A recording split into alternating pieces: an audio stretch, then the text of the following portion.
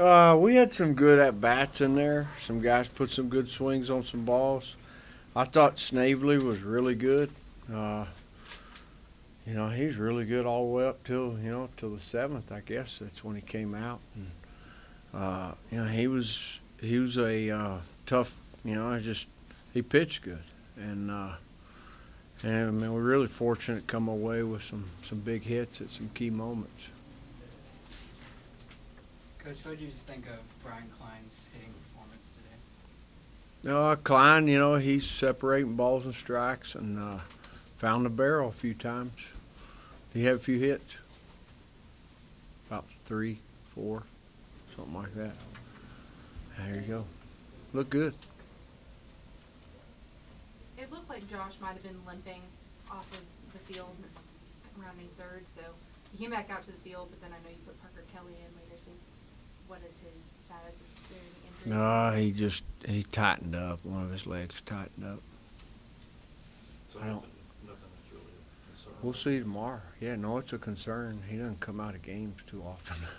So, yeah, it's definitely a concern. I mean, but I don't know what it is exactly. Any idea? Just like, upper leg, lower leg, hamstring area, calf area? I don't know. I'd say upper.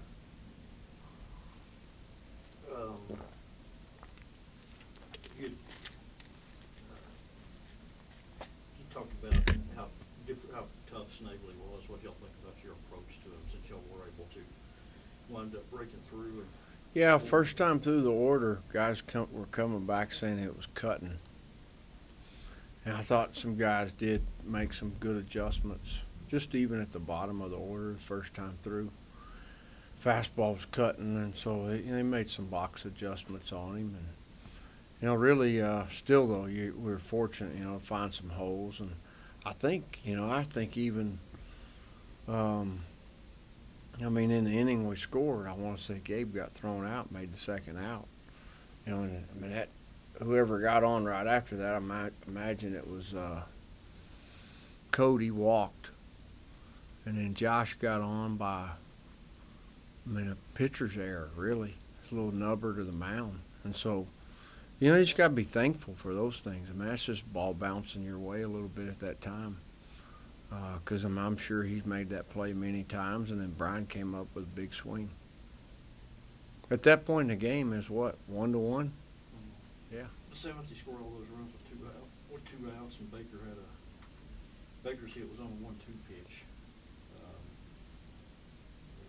So how pleased were you with that? Really good. That's a big adjustment.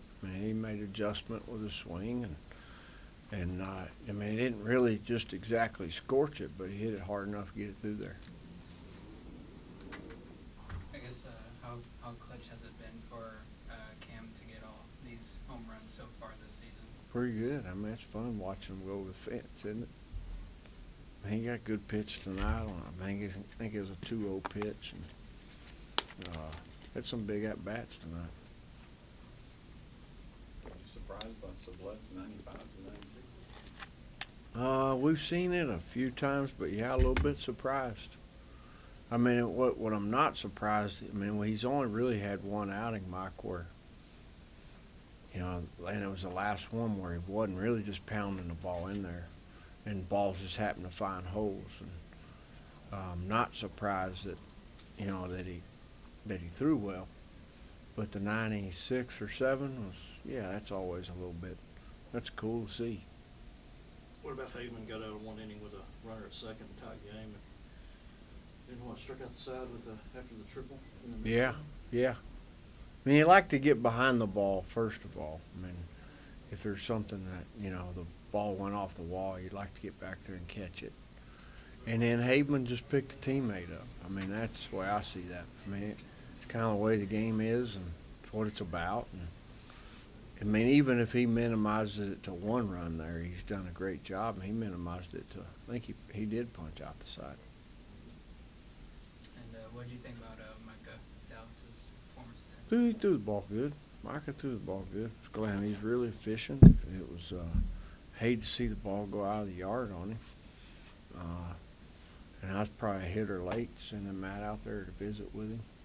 Just kind of regather himself a little bit. Does it kind of say about his resilience, not let that home run really affect him? Well, I mean, it did for a hitter. He walked the next guy, so it's something he can learn from. I was gonna say pitchers give you 12 strikeouts. Pitchers give you 12 strikeouts to 1 walk tonight. So That's pretty good. you take that. every- You bet. take that every Dang day. right. Yeah. Yes, sir. On the other side of that, y'all drew 10 walks tonight. So what does that say about y'all's approach at the plate? Just really being able to draw those walk counts? We take a lot of pride in separating balls and strikes and dealing with one pitch at a time, and sometimes it works out that way, and sometimes it doesn't. So, you know, it's an important part of, you know, having good at bats, being able to do that. What's kind of that process of first time through the order? Y'all didn't do much against the starter. Is it just a matter of kind of being patient and everybody getting a look at him, or? Yeah, I think it was just kind of settling in a little bit. I mean, I don't think we had a hit the first time through, but I thought we were on some pitches. We fouled some good ones off. So I thought we were on them. It was just a matter of, you know, just seeing them a couple times through, and then we got to him after a little bit. So. And then when you got the big hit in the 5th, did that just kind of open up the floodgates for everybody? It seemed like it's kind of contagious again after that. And it was Yeah, I mean, for sure. I mean, take off, yeah. first of all, I mean, all the glory, honor, praise is all God's, but just the guy was around the zone. We knew that the whole time, and so I was looking for a good first pitch to hit and got it. And then after that, it just seemed like the guys got to that, him as well, and the bullpen as well. Now, what you mentioned, it was the first pitch. Did he throw you a fastball? Or It was a fastball. So just throw you a fastball, and you're ready, wanted to swing, and we're on it. Yes, sir.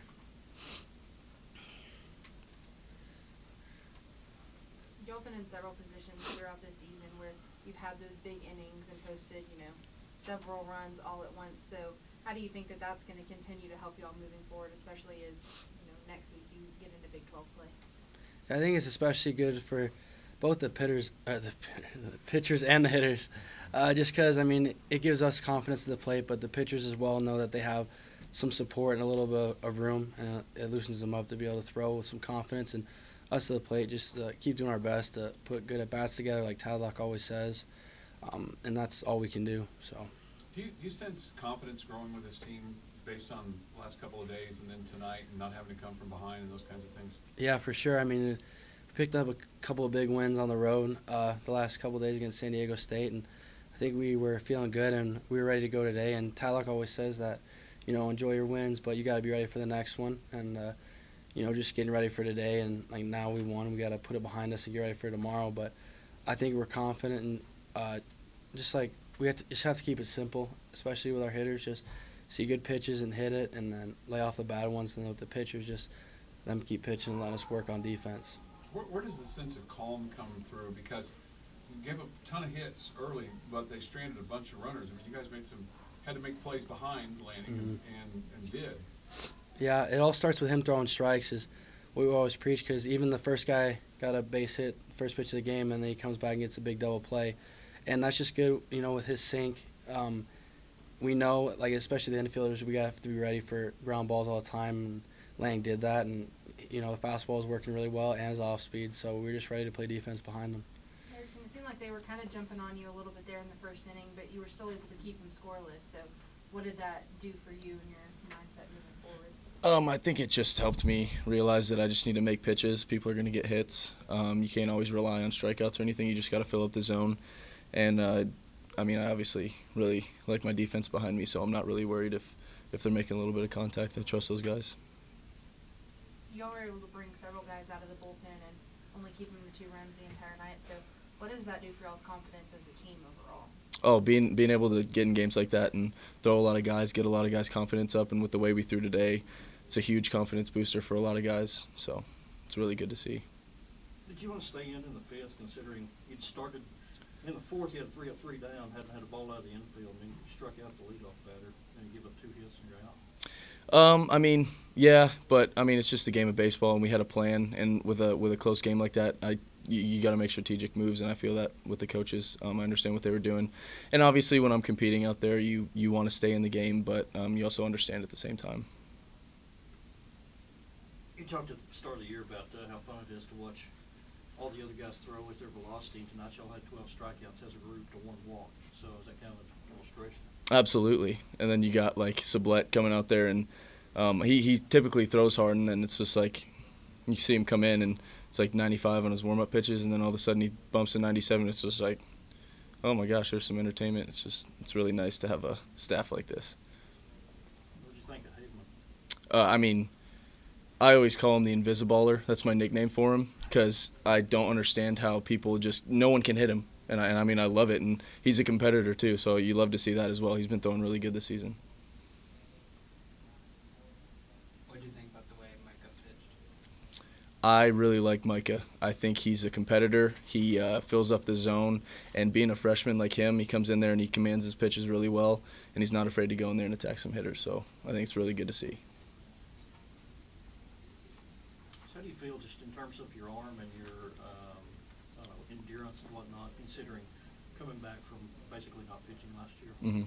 How much progress do you feel like you've made? I feel like I've made a ton.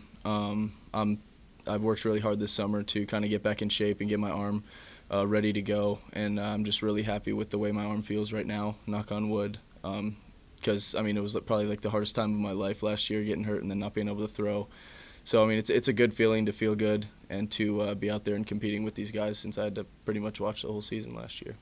Would you say you're about where you expected to be right now, or not as far along, or further along? I think I'm probably about right where I expected to be. I wanted to be feeling good way before season. I wanted to start getting my feel for pitches, so I'd say I'm probably on track with how I want to be feeling.